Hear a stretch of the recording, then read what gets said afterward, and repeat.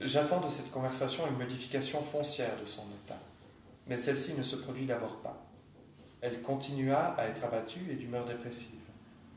Une cure hydrothérapique que je lui avais prescrite en même temps la rafraîchissait un peu le matin. L'odeur d'entremets brûlés n'avait pas tout à fait disparu. En revanche, elle était devenue plus rare et plus faible. Elle ne se produisait, d'après ses dires, que lorsqu'elle était très émue.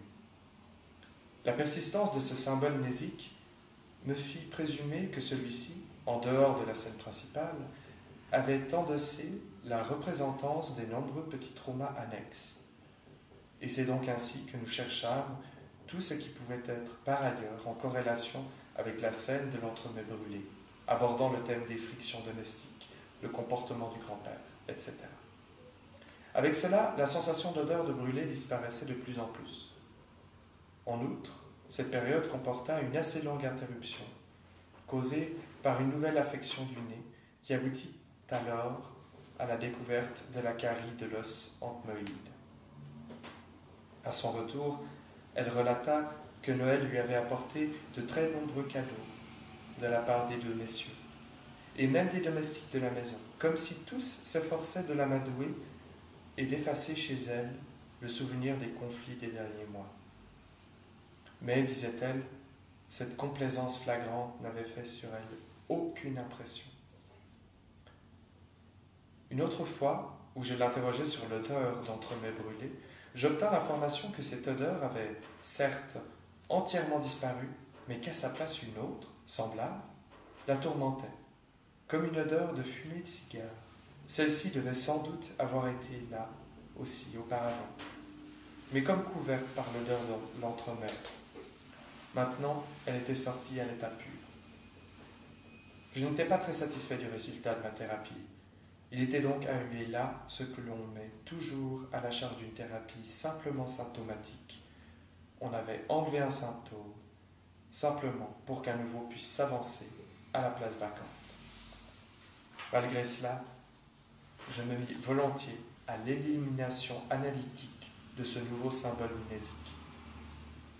Mais cette fois, elle ne savait pas d'où provenait la sensation olfactive subjective, ni à quelle occasion importante elle avait été objective. On fume quotidiennement chez nous, disait-elle. Je ne sais vraiment pas si l'odeur que je perçois signifie une occasion particulière. Je persévérais maintenant pour qu'elle essaye de se souvenir sous la pression de ma main. J'ai déjà mentionné que ces souvenirs avaient une vivacité plastique, qu'elle était une visuelle. En effet, sur mon insistance, émergea en elle une image, d'abord hésitante, et seulement par morceaux. C'était la salle à manger de sa maison, où elle attendait avec les enfants que les messieurs reviennent de l'usine pour le repas de midi. Nous voilà assis autour de la table, les messieurs, la française, l'intendante, les enfants et moi. Mais ça, c'est comme tous les jours. Continuez à regarder l'image. Elle se développera et se précisera. Oui, il y a un invité, le chef comptable, un vieux monsieur qui aime les enfants comme ses propres petits-enfants. Mais il vient si souvent déjeuner qu'il n'y a là rien de particulier non plus.